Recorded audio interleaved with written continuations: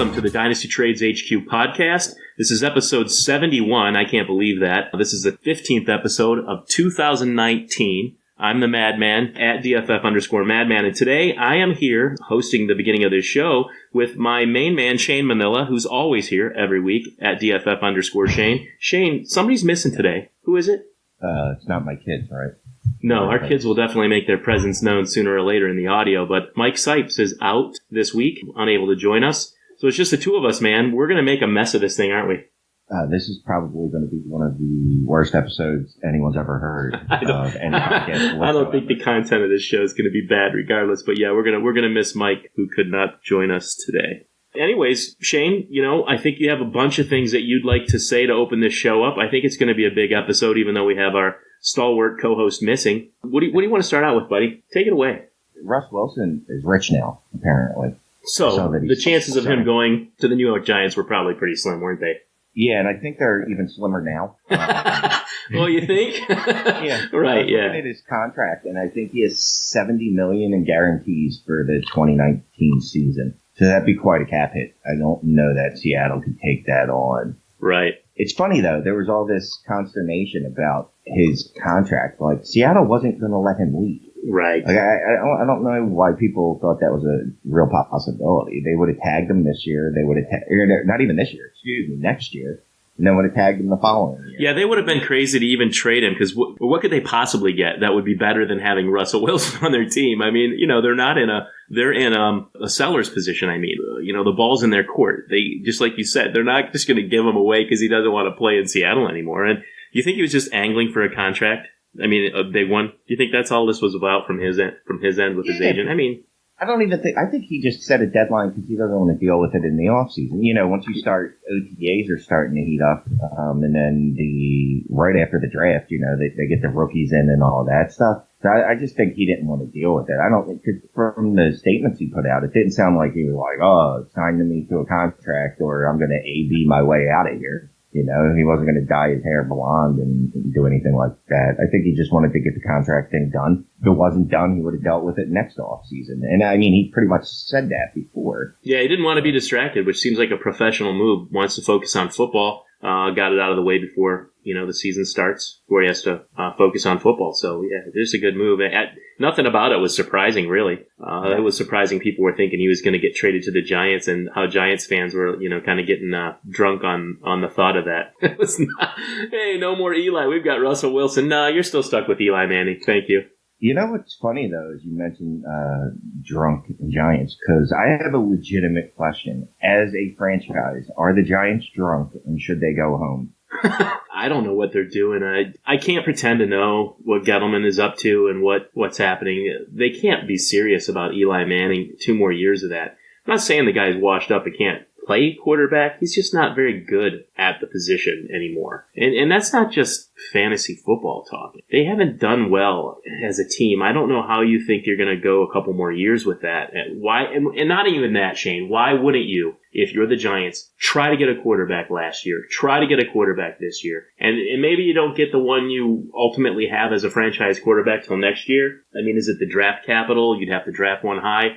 They don't like quarterback. You can't wait till next year and gamble on getting a guy that you might like in that class. It could not it might not happen. So why not just draft one at their spot this year, or, finagle till they get one? They've got to like one of these quarterbacks a little bit. Well, so according to Rappaport today, and he was wrong a lot in the offseason, so he said that the Giants are definitely probably going to take someone at 6. Gettleman was quoted as saying that they thought Eli had something left, and he proved it. So I don't know what they're doing. So that's why I'm asking if their organization is drunk. So Gettleman comes out saying basically that Eli has plenty in the tank, he's fine, but then Rappaport's indicating that they're going to take a QB at 6. At 6, I guess Haskins was the one they were talking about before, but from everything I've heard, who knows, but the Giants are drunk, so that might not matter. But everything you've heard chatter-wise is that Haskins falling down the board and Locke is holding steady.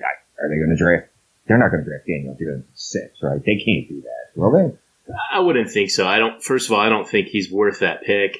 Maybe not even a first-round pick at all. but I do think they need to take the guy that they like at 6, or whatever they need to do in that first round to get a quarterback finally. And especially if they're only counting on Eli for 2 years, you're going to need some time to get a quarterback out of this class ready to go. Maybe say a season anyway. So the time is of the essence for the Giants. I think it's just smoke and mirrors like always. They're probably looking really hard at a quarterback and maybe don't want a team to jump them. So why not say, yeah, we're good with Eli, maybe to offset some of these teams jumping over them. I think they're all jockeying for position and spinning stuff so that they have more leverage with their draft picks. Because, if someone hops them and gets into the 5th position and takes a quarterback ahead of the Giants that the Giants wanted all along, that blows. They're not going to say they need a quarterback to give teams even more ammunition to move up. So I don't know, man. I think for fantasy football, we'd all be happier if they got a quarterback sooner than later. Yeah, so it's just, it's confusing. A rookie quarterback is going to come in. He's going to have the best slot duo in the league, I guess, and Evan Ingram. So, I don't know. I guess whichever quarterback likes the middle of the field the most, that's who they're going to draft. It's just going to be I feel like saying the word boondoggle. It's going to be a boondoggle for fantasy between Tate and Shepard. I don't think I'm touching anyone on that roster except for obviously Saquon and Evan Ingram. Yeah, about the only position they don't need to draft on offense, running back and tight end. They could definitely use a wide receiver and, of course, the aforementioned quarterback. Aforementioned. We're using all types of old-timey words tonight. We've used boondoggle and aforementioned already. In the same paragraph. Cool. That's pretty cool. We're bold on this show, man. We're bold. I got a couple trade alerts. Oh, yeah? You made some good trades? No. This one trade was just depressing, man. And I'm sure everybody has these trades. But I got an offer in my inbox. It was Josh Reynolds and Anonymous St. Brown for Emmanuel Sanders. And, I looked at it and I said, well, I have Emmanuel Sanders on my team still. That sucks because he's 31. He's coming off a torn Achilles. Christ. I was like, but I can't just accept this because both these guys are just stabs in the dark. So at least let me get a pick. So I made him throw on the 4-1 and I accept it. Yeah, I like Equanimous St. Brown's chances still to be somebody. I think of all I realized there were 3 guys drafted and kind of a logjam for rookie wide receivers for Green Bay. But when the dust settles, and the smoke clears, I really think that ESB is going to be the best player of those 3 guys ultimately. And so I think having him, I'd be comfortable having him at the end of my roster, because I think he's going to end up panning out at some point. And Reynolds, maybe he gets some more reps. But yeah, Emmanuel Sanders, what do you expect to get for him? I mean, really, at this point, getting the 401 for him might be a good deal in itself. But with St. Brown and Reynolds, that's a win. Yeah, and that's like the super flex tight end. You have to start 2 tight ends. Really, that's like the 306. Nah, it doesn't make it any better. What's funny though? Just thinking about Equanimous, Illuminati. I know. His parents could have chosen I can't imagine how his siblings pronounced his name. My sister couldn't pronounce Jeremy until she was like 13. I think she called me Jeremy. So I'd like to know how his family handled Equanimous. They must have just called him something else. Or E. E, that's what I'm thinking. Jeez. It's a tongue twister, dude. At one point last year, a little before now, maybe even right now before the draft, wasn't he?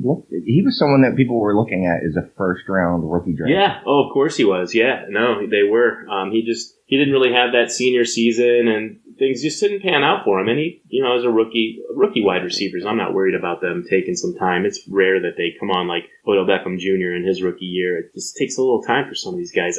But yeah, he's got everything you'd want from an outside receiver. Fast enough, big enough. He'll get seasoned. He's playing with a good quarterback. I think there are definitely way worse choices easily you could make than him to bank on getting better. Man, hopefully no one in my league listens, but if anyone does, well, no, hopefully everyone in my league listens, but they don't pay attention to anything I say.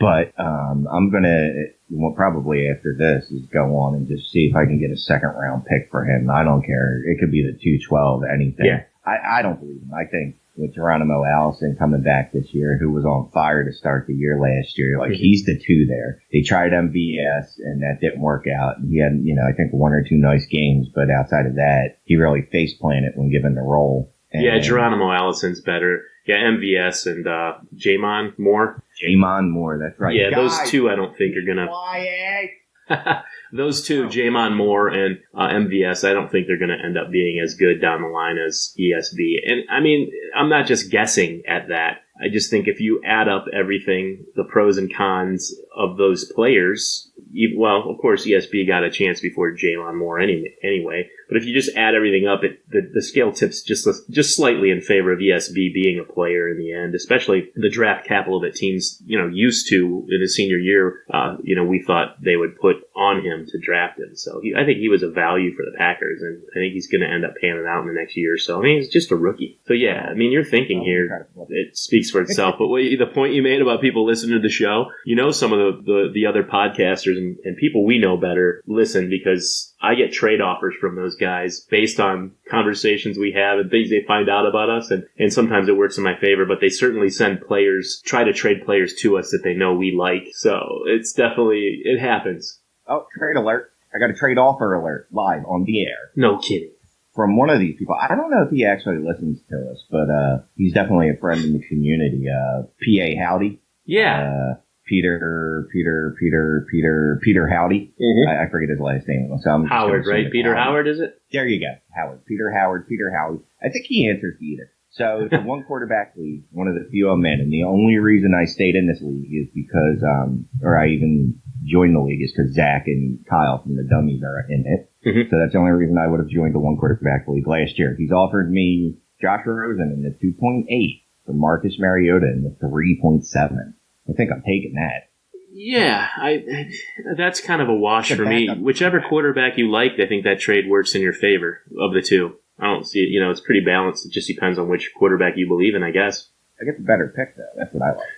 Yeah, slightly better pick. So why not? And, man, people have given up on Rosen, huh? He was a rookie quarterback. They don't all light the world on fire. Was he that bad? That whole team was bad. It's tough to pin it on him. I thought based on his season, there was enough potential in him to be a starting quarterback in the league, and that he'd be fine given that he was a rookie. Is he ever going to be as good as people thought he might be coming into the league and, during his senior season or whatever? Maybe not, but I still think he's got enough to be a starting quarterback. And I think fantasy has given up on that guy way too early. I think you can get a lot of good buys on him right now. I've seen weird trade offers on Twitter where people are like kind of giving him away. All based on conjecture, all based on the possibility they draft Kyler Murray at 101. That hasn't happened yet. Could, but it hasn't happened. And so I think people are already buying into that being a fact. Rosen's still the quarterback for Arizona, who just brought in an exciting new coaching staff for fantasy football.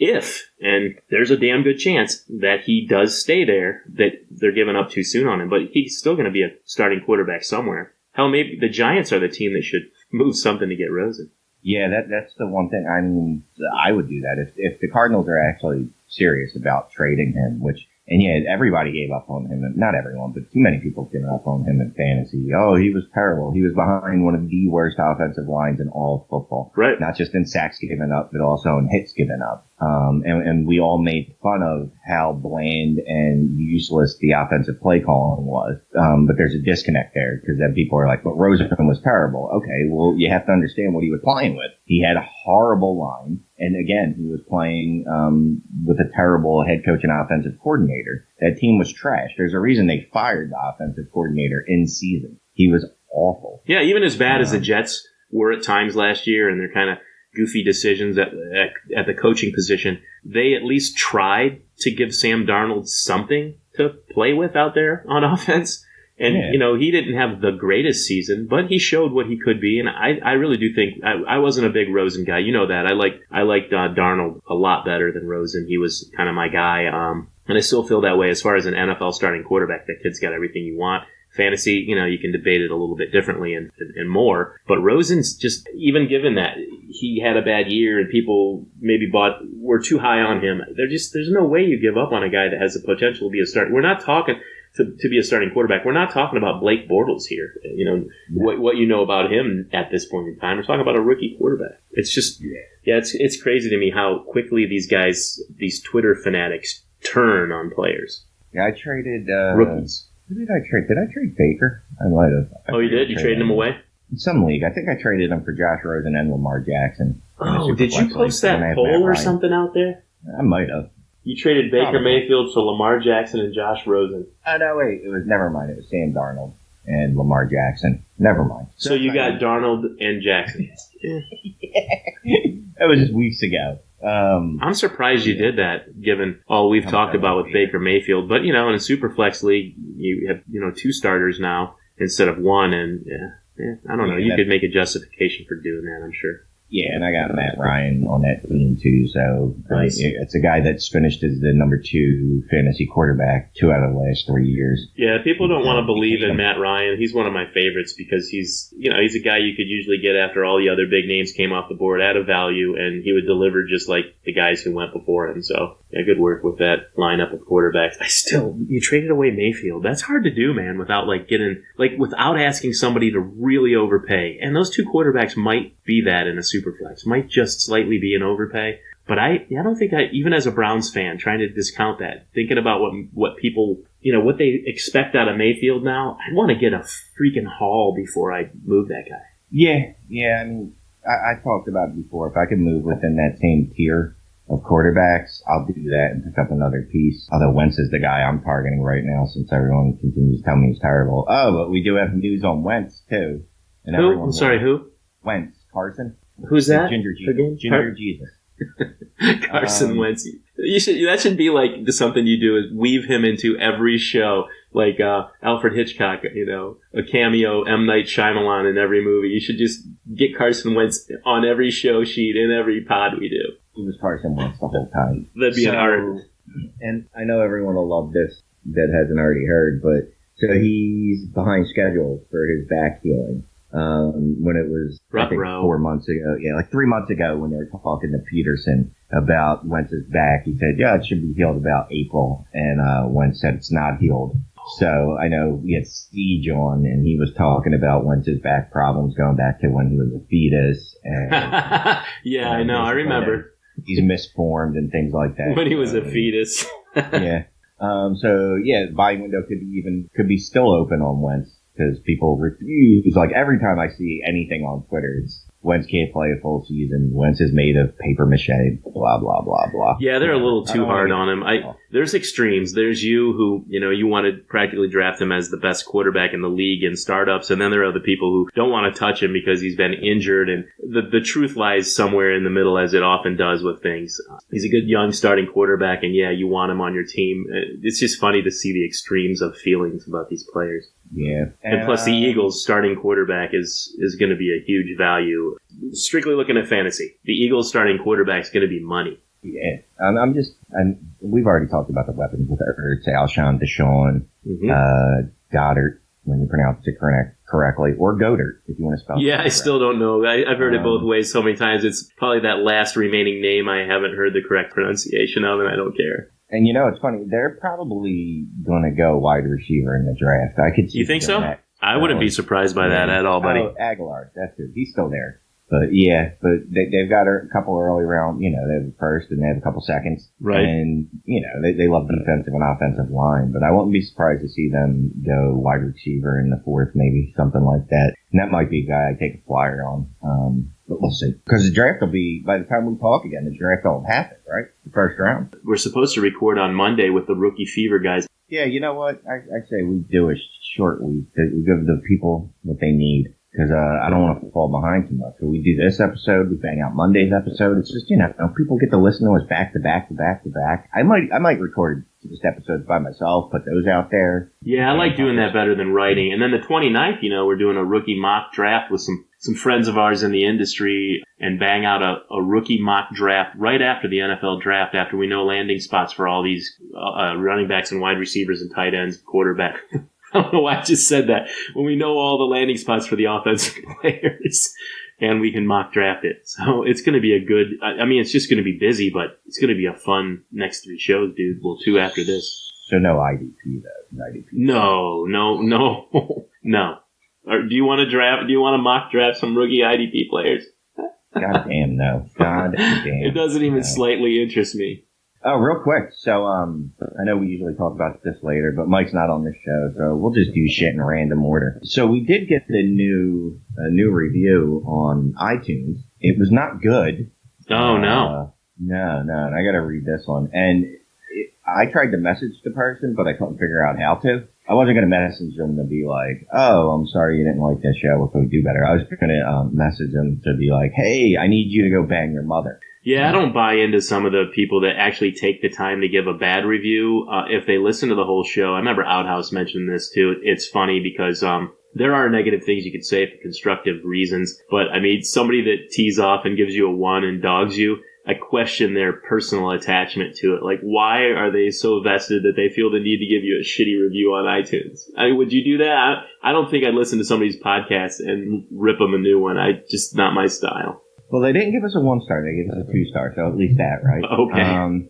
So our average rating doesn't look like it's dropped. It's still 5 stars. And remember, guys, give us a rating and review. Send us a picture of that to DynastyTradesHQ@gmail.com, and you're eligible to win whatever t-shirt you want from the HQ store. So we got, I guess, some content is okay, but all these guys do is giggle at each other's jokes like Beavis and Butthead. Damn it, son of a bitch. Damn it, son of a bitch. Son of a bitch, son of a bitch, son of a bitch.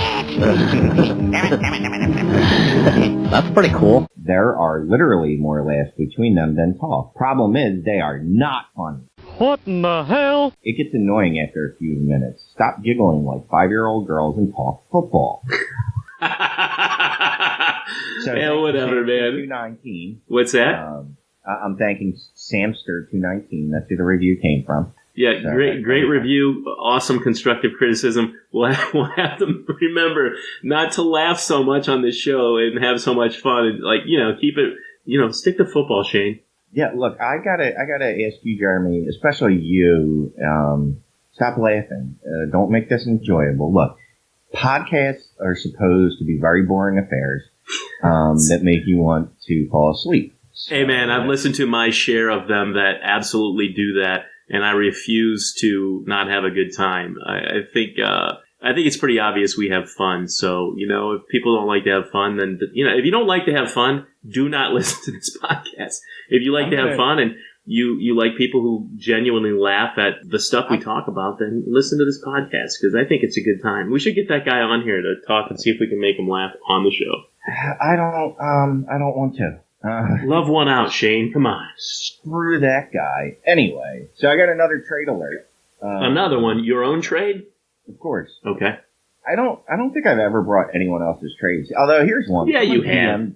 Someone DM'd me, and it was a Superflex league, and they wanted to know 101 or George Kittle. He didn't give me out any other information, so I don't know. I saw that one. 101 or George Kittle. I saw that, and I'm taking George Kittle. But without context. I mean, okay. Without context, I assume you don't need a quarterback if you're asking? Yeah, right. So you would take George Kittle if you didn't need a quarterback. I think I would do that too. Because I get you. That's what I mean about the context. It doesn't always matter, but the people that say, you should be able to evaluate a trade on value regardless of, all the settings, and if you were good at doing this, that's not true, because sometimes these trades are really close in value at face value. And the 101, okay, I don't know who the 101 is going to be yet for most people. There's probably going to be 2 players that waiver after the NFL draft that, it fluctuates between these 2 players generally at 101. Do I want one of those players or George Kittle? And if it's Kyler Murray or, a quarterback and it's a super flex league, I'm maybe leaning toward the quarterback like you just pointed out. But if not, then hell yeah, I want George Kittle, because he's a commodity, like the number 1 option in a Shanahan offense, and I already know what I have in him. I don't have to wonder if the guy I'm drafting is going to be valuable, whereas, the quarterback will be, without questions. There are questions built into these that people, I think, overlook that don't play a lot of dynasty football, I mean, I think most people get it. Context matters, man. Context always matters. I did a one-man mock draft, which most people would just call ranking. I saw that, and I was like, did you do that today instead of hanging out with your kids? Is that why we didn't do the show earlier today? And then I realized from Facebook, I don't get on there a lot, but my wife tagged me in something, and I saw you took your kids to a really cool place that you went to as a kid, and that looked like fun. But then I saw that mock draft, and I'm like, oh, hell no, Shane. I'm not talking about your article the whole show tonight that you just dropped today, you son of a bitch. Nah, not at all. But you know what I mean? I was going through it last night. It's funny, even when I was writing it, I was kind of moving people around. Yeah, I don't even have Dwayne Haskins in the first round in a Superflex draft. I think you're nutty there. And I saw your comments about Dwayne Haskins, like your one sentence, like, meh, Dwayne Haskins, dude, you're too low on that guy. I'm not sure why. I know you hate Ohio State for whatever reason, which offends me because as that's my alma mater, and, I have to like them. I can't not like them because I went to school there. And someday you're going to have to go to a game with me, and then you'll maybe change your tune going to a big-time football game like that. But regardless, the fact, I want to know why you're so down on him. You have Locke above him, and you didn't really say much really good about Haskins other than, it's a super flex, and okay, Haskins. I'm like, what the hell, Shane? You're letting me down, brother. I don't think he's bad. And I you know me, I'm just kind of blah about most things because I don't have human feelings. Nice. So, and the special place I took my children was Juvenile Hall. Was I what? wanted to see Juvenile Hall. Nice. I wanted my kids to see where I grew up, so Juvenile Hall. You didn't spend time there. So yeah, no, it's not that I don't like Dwayne Haskins. It's just that I think Drew Lock is better. I think Drew Lock is, like I said, he's better physically. He broke out earlier. He's been starting longer. Obviously, I guess it's not Haskins' fault that he only started one season, even though I am kind of holding that against him. And then by the same token, I'm not holding it against Kyler Murray, who is the 101 all. Yeah, that's what I mean. That's what I mean about some of this stuff I think when people rank players, it's actually a big pet peeve of mine. I feel like they double count either positively or negatively certain things, or with certain players, something like that. Oh, only starting for 1 year. You were talking about Dwayne Haskins having all these weapons, and he did. He had a lot of weapons in the offense. Ryan Day took over that offense, looked great. That's another thing. Ohio State transitioned to a bit of a different offense, a lot more passing, away from the option, because Haskins isn't much of a threat to run. So they didn't have a lot of that built in. They changed it a lot. And so that the passing game became featured, and it was really good. But that was the first year that Ohio State really did that. And it was the first year Haskins started. And like Kyler Murray, they both lit the college football world on fire with the passing game. I mean, Murray with his legs as well. Both did really well. And I actually look at that as a positive. Unlike with some positions where, a senior wide receiver breaks out or a senior running back like Josh Jacobs, finally you see something of these guys in their last year. I don't see it as a negative with Haskins, but I can understand why people would question that, whereas Locke started longer. Except he started longer and he didn't really always look that great. I mean, he's a prototypical quarterback, but he had weapons too. I mean, he had weapons, so you can't say that he didn't. And Kyler Murray certainly did. I mean, the Oklahoma offense was really pretty good. Their defense is a bit of a different story, but that offense and the offensive line, I mean, that both he and Haskins were in a better position than Locke to succeed. But I don't necessarily agree with Locke, being, the bigger, the stronger, the better. I don't see that, man. Somebody would have to sell me on that. I don't agree. Well, I'm not going to sell it to you because honestly, when I got to about the Drew Lock part of this draft, yeah, what I wanted to note was going to be a cop out. It was just going to be trade back. Yeah, trade out. Yeah, like that's, you know what I mean? Like, right. Yeah. Honestly, and like I said, I had Noah Fant at 106, which is early, but the reason I did is because I have the most confidence in him out of the remaining players that are on the board. That he's the last guy that I look at and I go, I don't think he's going to miss. Yeah, I'm pretty confident he's not going to miss. There's other guys like Hakeem Butler is a monster of a human being, and he's very, his stats are good. So maybe he'll hit. I like Miles Sanders, but I also know that whoever doesn't hit from this running back class is pretty good chance that they're going to lose their job immediately in 2020 with the class that's coming in. Oh, yeah, good point. Yeah. I don't want to invest in anyone that I don't think the NFL is going to invest in this year.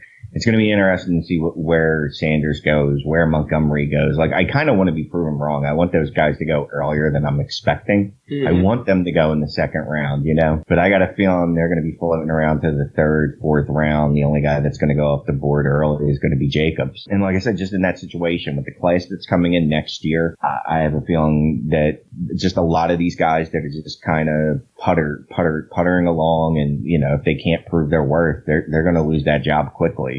No, yeah, I agree. There's only so many starting running back jobs, and I mean, geez, there are enough running backs coming out of this class that they could almost take half of those jobs if they were good enough. I mean, there's 15 running backs, no doubt. They're not all going to do that. Like we've talked before, most of them are going to be backup running backs or change of pace guys, maybe goal line backs, third down backs. I don't see a ton of starters, but that a handful of these guys are going to make it. Question is, which ones? Because there are running backs that I like better than the sort of top guys that are talked about, and even better than Jacobs as far as prospects. So I don't even want to touch running backs because my confidence rate, I told you before about my confidence rankings, the ratings that I give to players, and I have a bunch of guys just all kind of like the same number basically after it's all said and done. So I don't have more confidence in many of those guys than the others. I have my favorites. I love Devin Singletary. I think David Montgomery's fallen a little too far. And Myles Gaskin even. I think there's a place for him in the NFL. And just, Devin Singletary's not fast enough. Yeah, he is. He's definitely fast enough. It's unfortunate that he's not faster at 5'7", but he's fast enough. He looks like he has great balance, great vision, able to miss or make the first tackler miss all the time. And those kinds of things that he brings to the table on tape matter in the NFL. Is he a 3-down running back? I don't know. Maybe not. But certainly there's a place for guys that aren't 3-down running backs in the NFL if they are great passing backs. Tariq Cohen has proven that. Kenyon Drake, a lot of running backs have proven, Tevin Coleman have proven that value in fantasy. So I'm keying on a lot of the guys that can catch passes and not worried about whether the guy can be a bell cow in this class. Do they bring something to the table that's going to get them on the NFL field? With wide receivers, I feel like it's a little bit easier. I have guys that I'm confident are going to succeed in the NFL, and those are my guys, and I don't care what everybody else is doing with their rankings. I look at them and I listen to what they have to say, but I only take some of that analysis in because, Shane, this time of year, dude, there's so much over-analysis out there. Everybody just diving in and looking at, under the rocks, and I don't know that a lot of that stuff that's brought up even matters. I wish we could get an NFL GM on. I'm pretty sure they won't come on. Just to ask them, do you guys even care about this? You don't think so? Looking at these things? Yeah, if they come on our show, they definitely, we could just lie to them and be like, oh, it's ESP, and just leave off the fact that there's no N and be like, oh, wait, I thought this was ESPN. And we're like, nope, sucker. I don't know why people don't like Myles Gaskins more, actually. Myles Gaskin, not Gaskin. Yeah, Gaskin. Gaskin. I do it all the time with him, with all the S's at the end. But I don't know why people don't like him more. I mean, I know physically he's not, he's not amazing, but he produced every year in college. He showed he has 3-down back skills because he's a receiving back. He's the guy that I drafted in the 4th round of a couple of rookie drafts. And I'll keep doing that because, it's a lottery ticket at that point. And if you're going to take out a lottery ticket, you should be doing it on running backs because those are the guys that just need one guy to go down and then they can get an opportunity. And I don't have enough rookie drafts that start before the NFL draft. And I used to. It irritates me. I used to have more of them, and now most of them are after the NFL draft. And I like to have the edge of all my homework being an asset early on to take players that I think are going to hit. It's still better for me to see landing spots, but I don't get those great 3rd round and 4th round deals anymore. I don't get George Kittle in the 4th round. You know what I mean? Oh, George Kittle. Goddamn George Kittle. I never asked you. I don't think I've asked you. Do you have Hawkinson or do you have Fant ranked higher? Regardless of landing spot. Yeah, we talked about this a little bit when we were trying to draft in the DFB Invitational, you, me, and Mike, where, we all had to compromise and really talk things through and make sure we were making the best pick for the team. And it was tough. I enjoyed it, actually, but it was tough. It made me reevaluate things. I'm fine with having Noah Fant ranked above Hawkinson and Irv Smith. But as far as football goes and thinking about which of those players is going to get on the field first and because of their blocking ability, get on the field first because, they offer more than just what they do in the passing game. And so the order that I actually have, and, you can call me crazy, but I have Hawkinson, Irv Smith, and Noah Fant. And trust me, Noah Fant and his athleticism is not lost on me. I love the kid. I think he could be a really great asset to fantasy football, but I like Hawkinson and Irv Smith to get on the field sooner for NFL teams and help my fantasy team first.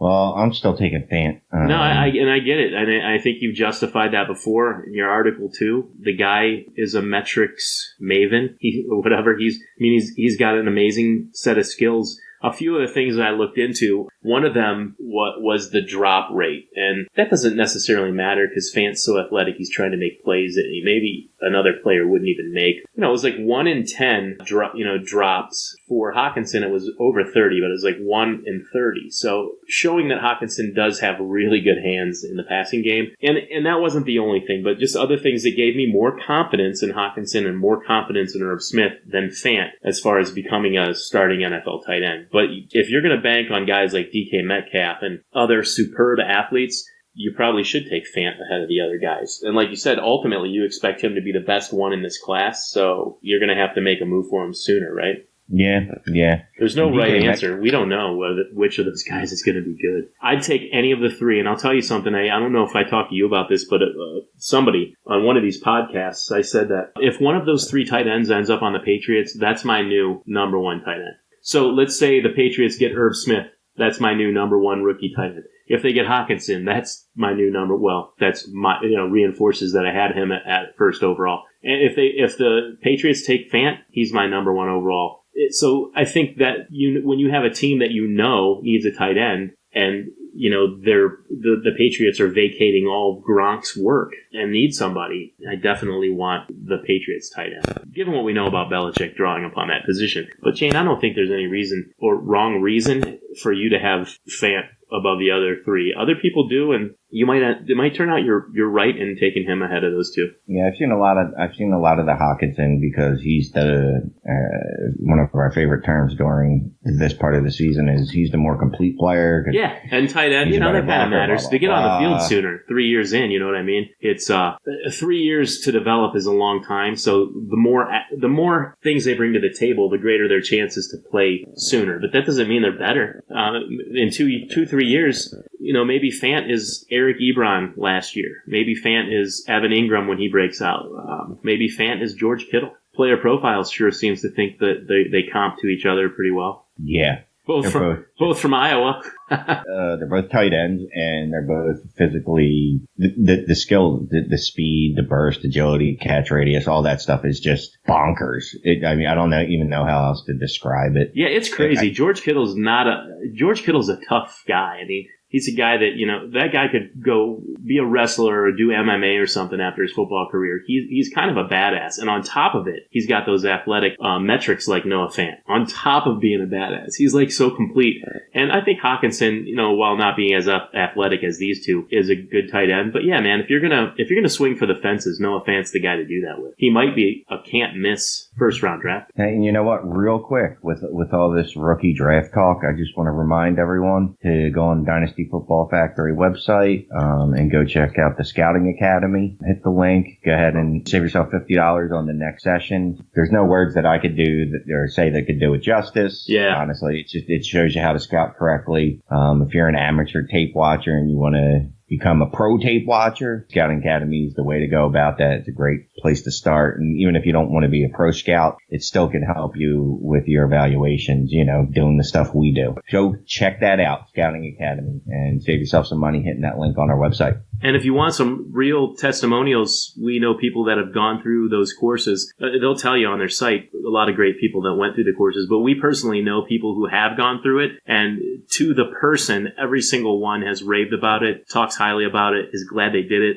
So yeah, you can learn to talk football like a pro, like me and Shane, because we have friends that went to that. Yeah, so what I do is I pretend, I can't even pretend to understand what I'm watching on tape. I can understand some of it, you know what I mean? But I think I brought this up before on the show. Like, I don't know how to tell someone has vision or not. How do I know that he didn't see that hole there? For all I know, he sees that hole and he was like, I can do better bouncing over here. But whatever, anyway. Yep, there you go, man. There's a testimonial right there on why to learn more about player scouting. So you don't sound stupid like me. No, that's not it.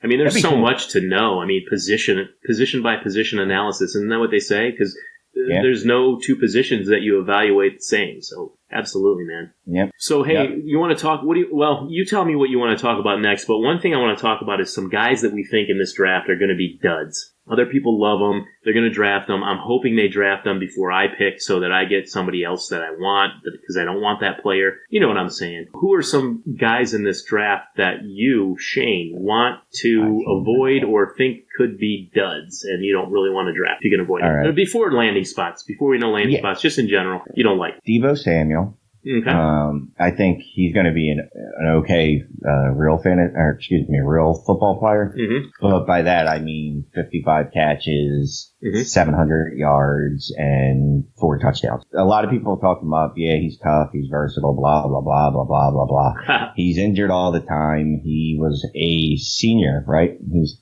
26 years old. Okay. Whatever. He just doesn't impress me. Like as a real football player, I think he's going to be a nice little player, and you might be able to start him a week or two when you have no other options and you're in a 14 teamer and it's bye weeks. But he's a guy that I'm not buying in on. How about you? I don't know how you feel about him. He's not my favorite. He's not at the top of my list for sure. I think he could be a decent pro player, but he's not someone that I want to take a shot on in the first round if I don't have to.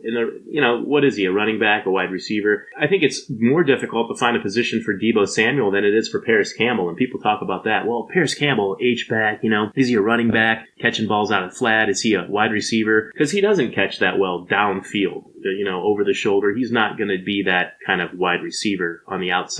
Mike Evans, Keenan Allen, jump ball guy, but he can catch well. He has huge hands, and he does well underneath. And I know we're talking about Deebo Samuel, but my example here is they say, well, is Paris Campbell really going to be, more than a gadget guy? Is he really going to be a wide receiver? Well, I think his chances of doing that are greater than Deebo Samuel, who also is not. Is he a running back? I think he's kind of in the middle too. So I just don't have a place to put him yet. And he did okay, in college. I wasn't that sold on him. Same with Riley Ridley. I think the tape shows a guy that can make plays, but I don't want to invest a top 10 draft pick on him. I can't imagine drafting Riley Ridley. And this is funny. At some point last year, I said the same about his brother, but his brother was a much more accomplished receiver, and there's really no comparison other than they are brothers. And I was wrong on Calvin Ridley, even though a lot of his scoring was based off touchdowns, but I still do think he's going to be a very good pro after, looking at it more. He did better than I expected to, especially as a rookie. I was very surprised. And, it helped that Julio Jones was on the other side of the field. You have other capable,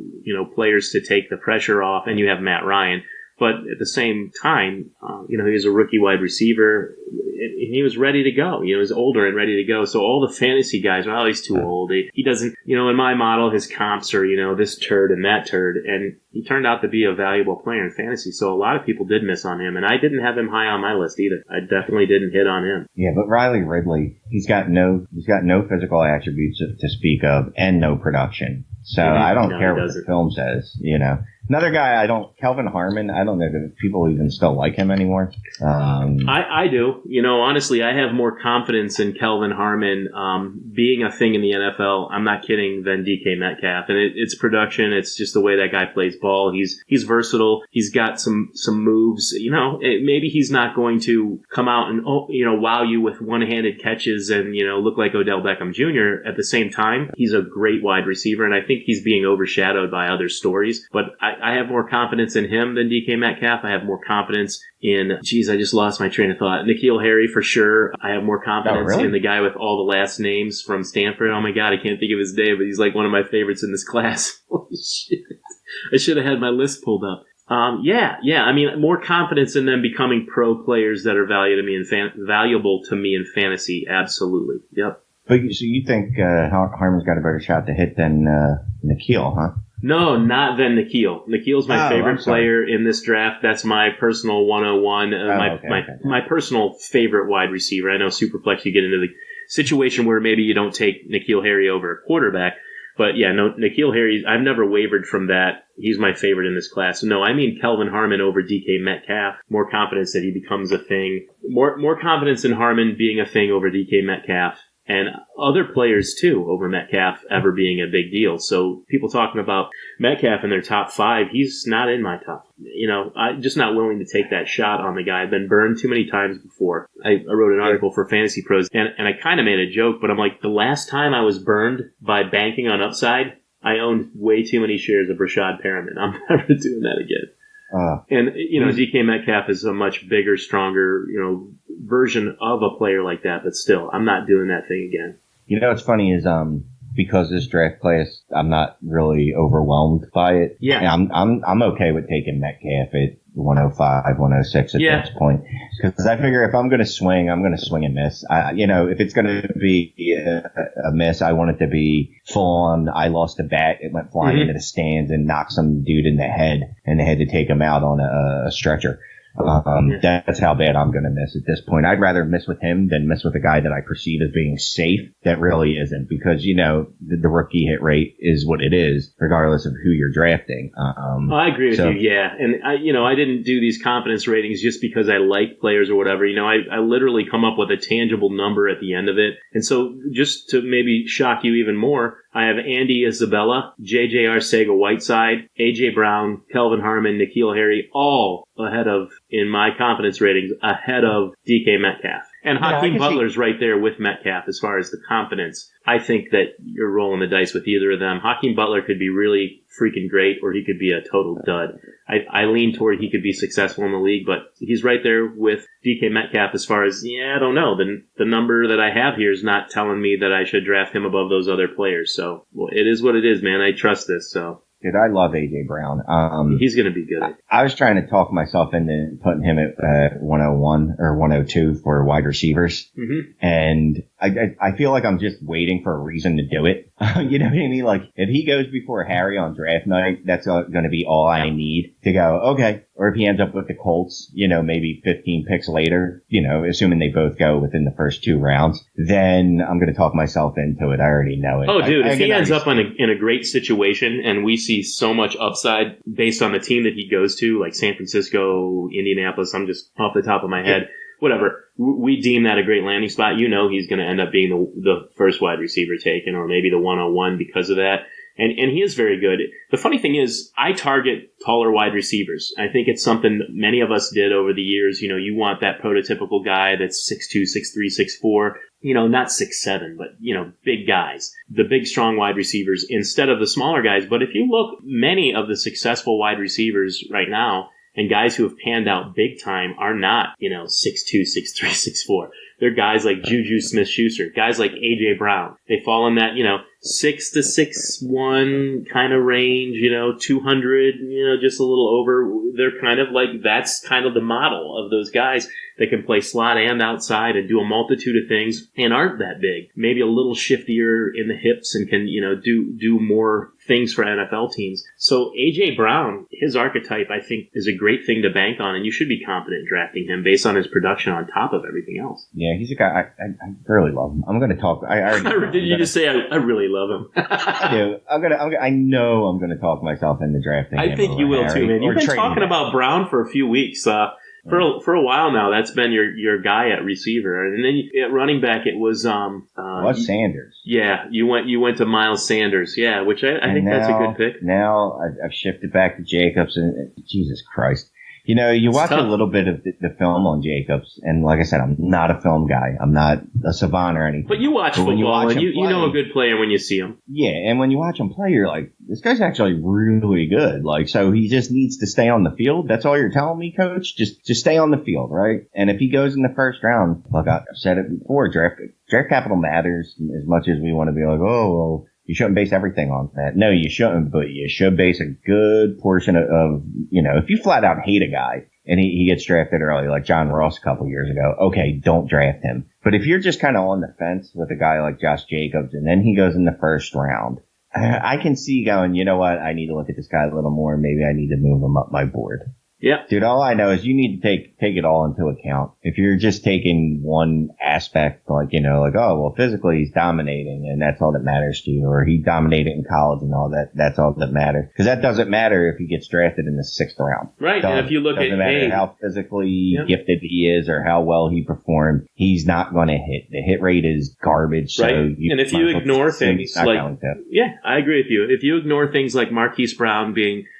short and light, 170 pounds and 5'9". If you ignore that and don't consider it at all, and it doesn't affect your ranking of Marquise Brown, doing it wrong. If you look at DK Metcalf and his 6'3 plus going on 6'4 and his 4.33 40-yard dash, and you ignore everything else, and you key in on that guy's physical strength and the way he looks in pictures, you're not doing it right either. There's definitely a balance of things that you have to consider, and other people's rankings this year, you could throw them out the window. I mean, some people are going to hit on some of their picks, but they're all over the board, and you're better off getting some evidence or using some system of your own to break down who you want to pick, and sometimes your own opinion matters a lot. Hey, Shane, how can people become a patron of the Dynasty Trades HQ? What is it? Dynasty Trades HQ. Right? Yeah, you just go on the Patreon page and search for us, or you DM me or the show and just ask for a link, and we'll send you a link. And then you'll get to join, depending on the tiers, everybody gets to join the group meet chat where we're talking trades, among other things, but mostly trades and some startup draft stuff. the next tier, you can go ahead and get yourself the bonus podcast episodes every week, or the uncensored podcast, written content. You can get roster evaluations from us, where we'll deep dive into your team and tell you what moves you should be making or look to make, trades you should be looking to make. You give us a link to your league, and we'll go ahead and get in that bad boy, all up in it. Yep, absolutely. Target an actual team and be like, all right, well, this is who you need to go after. You share that link, and then we can get in depth. I can go look at trading history. Jeremy can go look at trading history and draft history of the other teams, kind of see, what it is that they like, so that we can come up with a plan to improve your roster. Or shit, if you've got a built roster, just tell you sit pat, because there's nothing wrong with sitting pat, man. We love trades, but if you don't need to trade, don't trade. So, go become a patron. I mean, it's well worth the cost. I'd suggest starting at least the $5 tier, though. So you get the group me chat, you get the bonus podcast, and you get the uncensored podcast and the written content. Yeah, definitely check it out. We have a lot of fun over there for sure. We do. And you know what?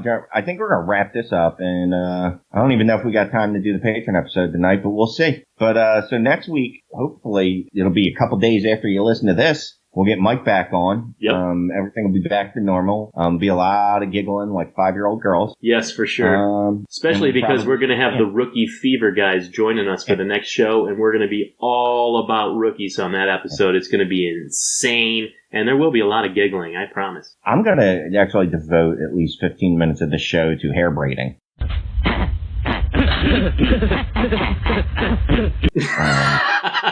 Because I assume that's what 5-year-old girls are into. I don't know. I really don't know. I know there was a lot of drama in my schools when I was young, so I don't think the show has any drama. I would never consider us to be even like middle school girls, let alone elementary school. But, whatever. Each to their own. Oh, well. So, whatever.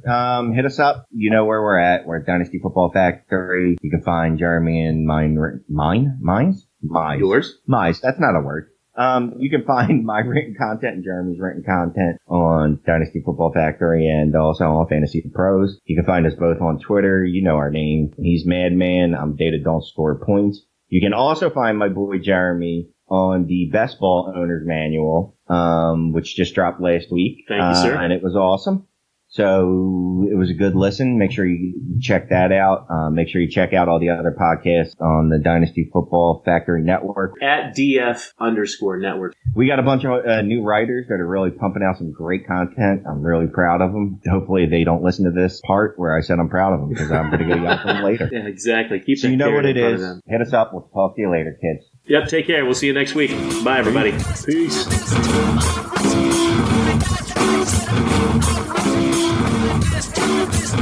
I'm